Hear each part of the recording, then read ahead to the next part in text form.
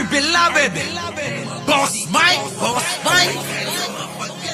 Severa.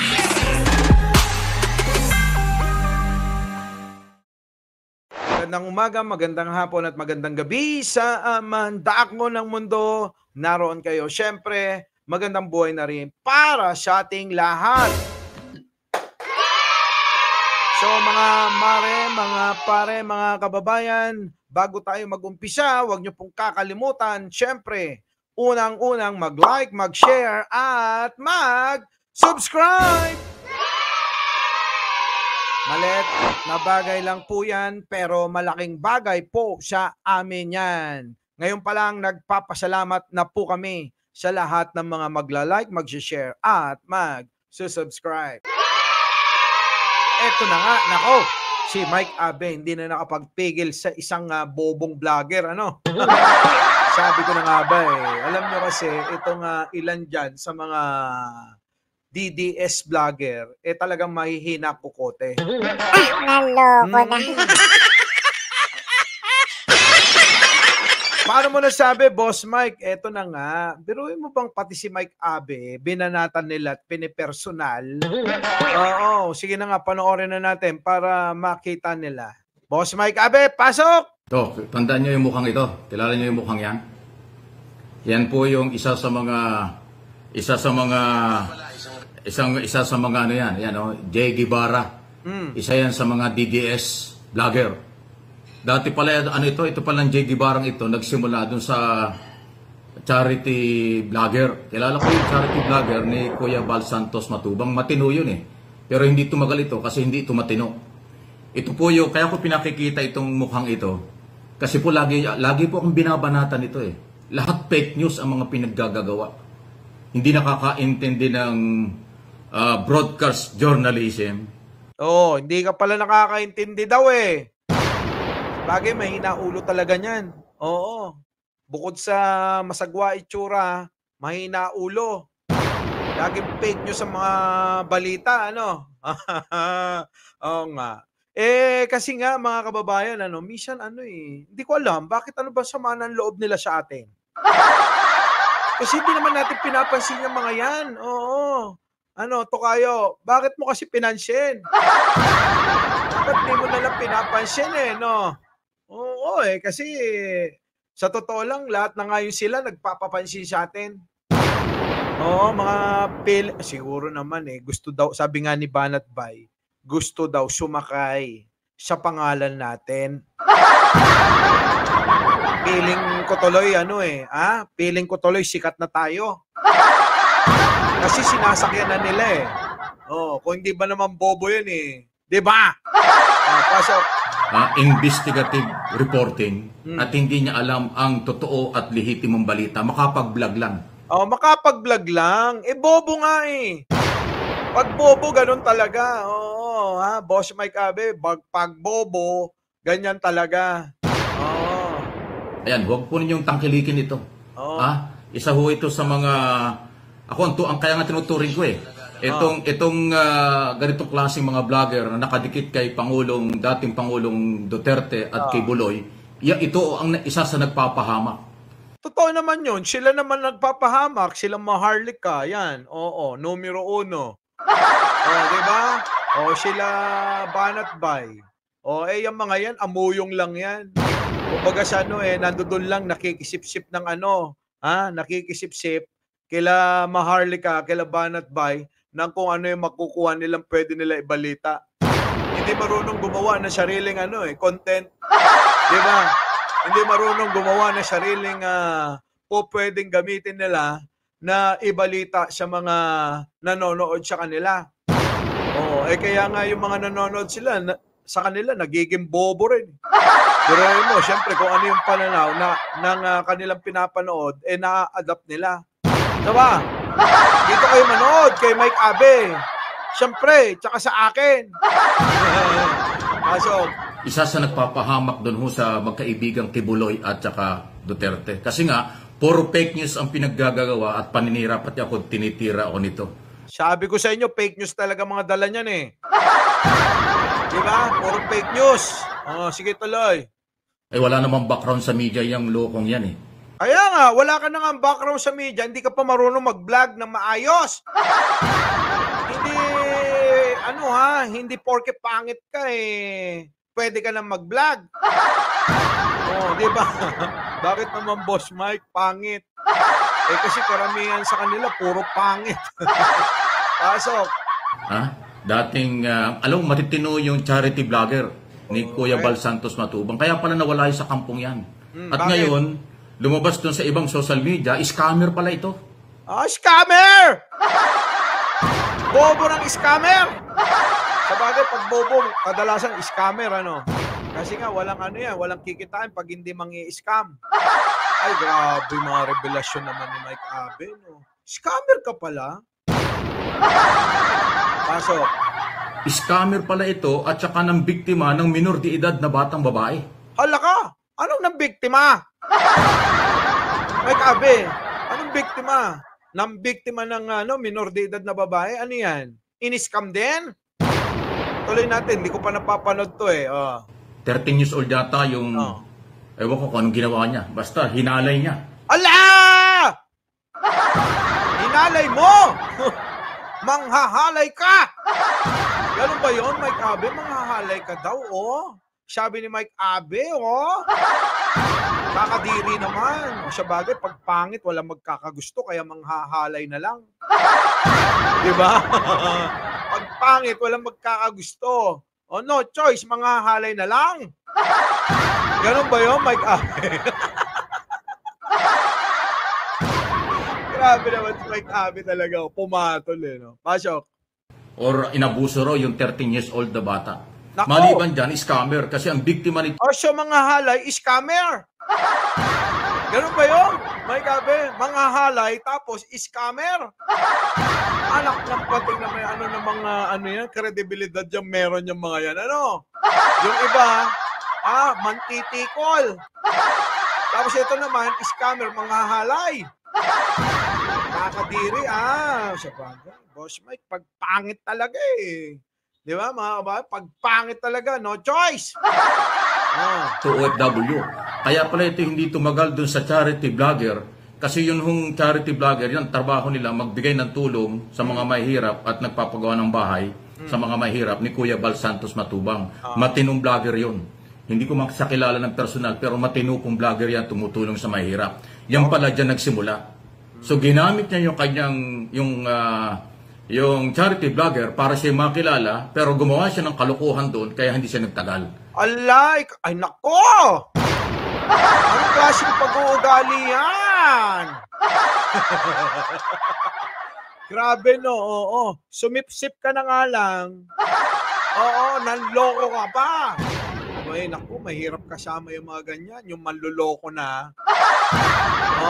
Di ba? Tinulungan na nga nung tao, abay, manloloko pa, nang scam pa. Sabi ni Mike Abe. Grabe. Sige, tuloy. Nang i-scam ng mga OFW pag nakakakuha ng pera. Hanggang ngayon ginagawa pala. Hala, hanggang ngayon, mag-iingat kayo dyan. Mag-iingat kayo. Kung totoo yan, scammer pala yan. Baka mauto kayo niyan. Sa bagay, magkamukha naman sila ni Norman Mangusin.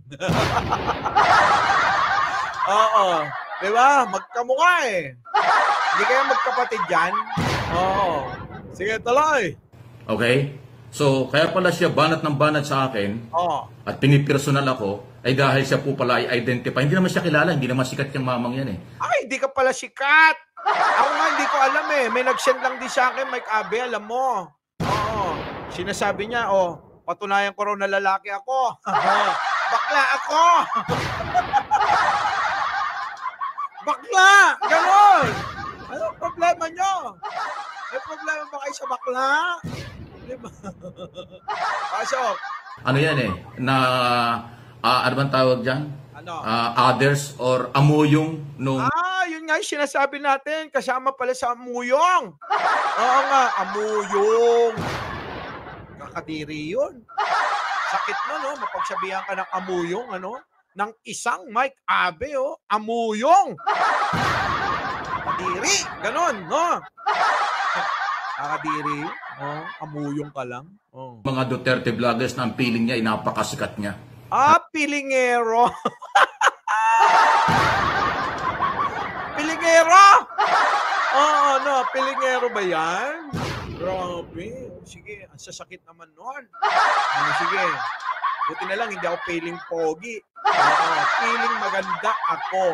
Maganda ako. O, di ba? Naloko na. So, Napakasikat. Hindi naman siya ganun. Dahil ang kanyang galaw, pera-pera lang. pera-pera lang. Pera-pera lang pala. Ay, naku, Diyos ko ha. Pera-pera ka lang pala. Sa bagay, Boss Mike Abe. Nasa itsura naman, ano? Naloko na. Puro pera. Ano yung mga yan? Mga bayaran. Ganun ba yun, Mike Abe? Pasok. Nagbibintang siya sa mga vlogger na nagbubuluntary sa ating administrasyon. Dahil tandaan nyo, sinasabi ko nung araw pa, walang vlogger na nagmamalasakit kay Pangulong Marcos at sa ating bayan sa Pilipinas tungkol sa West Philippine Sea at iba pang issue na bayaran. Lahat yan voluntary. Correct! Yun ang magandang sinabi ni Mike Abe. Walang bayaran sa amin. Voluntaryo ang ginagawa namin. Hindi katulad ninyo. Bayaran daw kayo. Oo. Di ba, Mike Abe? Yung kanilang yung kanilang mga gawain nila, pinapasa sa iba, manang-mana kay Duterte. Lahat ng ginawa ni Duterte na puro ka sinungalingan at puro kawalangyaan ay binibintang kung kani-kanino.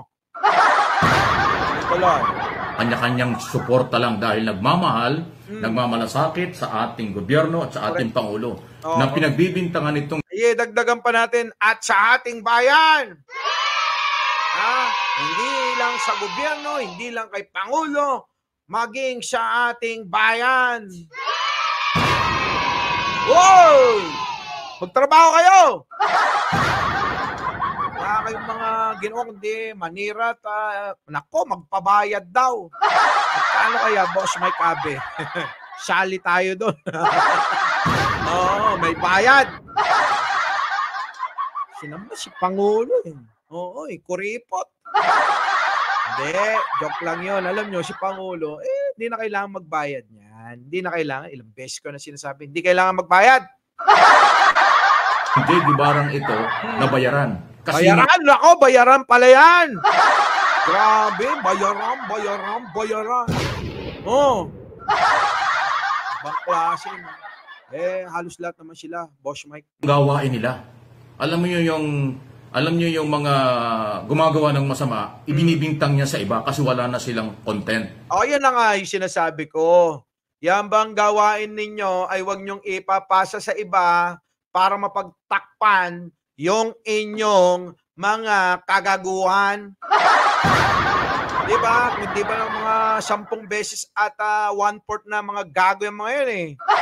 Pero yung kanilang mga ginagawa, ibibintang sa mga gwapong katulad namin ni Mike Abe. Naloko na. Diba? Sumagot kayo! Naloko na. Ito naman, diba? Nagkapo, diba? Pogi! Naloko na. Pasok! Kapangit nyo eh. Pati ako binabanatan niya para nakita ko may nagpo-forward sa akin, hindi ko naman siya sinusubaybayan eh. Parehas nga tayo, may nagpo-forward, hindi ko nga kilala yan eh. Parehas kami Mike Abe Siyempre kami, pagka ganyan, hindi namin pinanonood yung mga yan. Pero Naloko na. Ito naman kasing mga ibang supporter kayo talaga may kasalanan din. Papasan nyo pa kay Mike Abe tsaka sa akin yung mga nako. Naloko na. Oo nga, hayaan nyo na nga. Huwag nyo nang pinanonood para hindi kayo naapektuhan. Naloko na. Hindi ko naman kilala. So nakakarating sa akin ng information na ako daw itinitira nitong mamang ito. Ayun, nalaman ko rin, yun naman pala ang kanyang galaw. Scammer at saka may mga illegal na gawain. Boss Mike Abe, hindi lang ikaw. Lahat na yata, oo, lahat na yata tinira niyan. Kasi nga aso, amuyong, ganun talaga, tahol lang ng tahol kahit walang laman ng utak. Buti pa yung tao no, kumikembot ang puwet. Oo, kapag nakita yung amo. Naloko na. Tingin ko kahit amo, sinusuwag no. Pero mo, di ba? Yung mga sinasalihan niya, matapos niyang pakinabangan, ayaw, sinusuwag, ini-scam. Sabi ni Mike Abe, nako. Naloko na. Haba ng video ni Boss Mike Abe. Di ba, no? Kayo, mga kababayan, mag-iingat kayo. Oo, mag-ingat kayo sa mga pangit ang pagmumuka. Kadalasan, pag pangit ang muka, scammer yan. Pag pangit ang muka, manghahalay daw yan. Naloko na. Kadiri. Walang-wala na ba? Wala nang magkagusto ko. So, no choice. Doon na lang tayo sa pwedeng mapuwersa, ganon. Hahalayin na lang, hahalayin. Ay, nako. Dapat kasi sumama. Sa bagay, kasama naman nila yung mga mantitikol. Naloko na. Pero kakadiri, no? Anyway, mga boss, itutuloy natin tong itutuloy natin tong bidyong in-upload ni Boss Mike Abe sa ating live. Bibigyan natin to ng buong reaction. Abangan ninyo. Muli, ako po. Ako po at si Mike Abe, ang gwapong vlogger ninyo. Naloko na. Ito ka naman, di ba?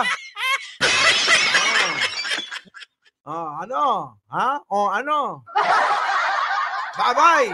Kita-kita tayo sa aking live. Naloko na.